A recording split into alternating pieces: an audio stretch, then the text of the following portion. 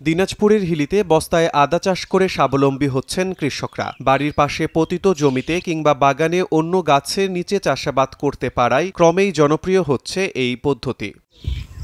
হিলির মধ্য বাসুদেবপুর গ্রামের কৃষক আফজাল হোসেন স্থানীয় কৃষি অফিসের পরামর্শে বস্তায় আদা চাষ করছেন। গত বছর পরীক্ষামূলকভাবে এই পদ্ধতিতে আদা চাষ করে বেশ লাভবান হওয়ায় এবছর পরিমাণ বাড়িয়েছেন। আমবাগানের ভেতর ১,২০০ বস্তায় আদার সঙ্গে ৬০০ বস্তায় হলুদ চাষ করেছেন। এতে তার খরচ হয়েছে ৬০ থেকে ৭০ হাজার টাকা, যা থেকে খরচ বাদ দিয়ে ১.৫ থেকে ২ লাখ টাকা লাভের আশা আফজাল হোসেনের। আদা চাষ লাভজনক। গত বছর লাগাইছিলাম, এবার একটু বেশি লাগাইছি। এবার ১২০০ বস্তা লাগাইছি, আদা লাগাইছি, হলুদ লাগাইছি। এবার খরচ ৫০-৬০ হাজার টাকা হবে খরচ হয়েছে। এদিকে খরচ কম ও লাভজনক হওয়ায় বস্তায় আদা চাষে ঝুঁকছেন কৃষকরা।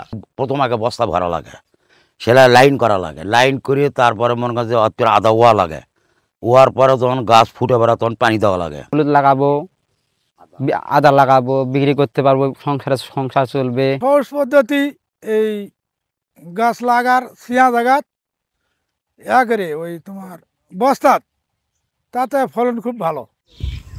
বস্তায় আদা চাষে সব ধরনের সহযোগিতা দিচ্ছে স্থানীয় কৃষি বিভাগ। বস্তায় আদা চাষে পার বস্তা থেকে যদি আমরা গড় ফলন ১ কেজি করে পাই, তাহলে ১২০০ বস্তায় আমার ১২০০ কেজি। এটা অবশ্যই নিঃসন্দেহে লাভজনক। তো আমাদের কৃষি বিভাগের পরামর্শ থাকবে যে আমাদের কৃষি অফিসমুখী হয়ে কৃষক ভাইরা আগামীতে বস্তায় আদা চাষে আরো আগ্রহী হবেন।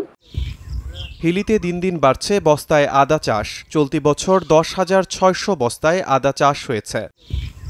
সময় সংবাদ, হিলি, দিনাজপুর।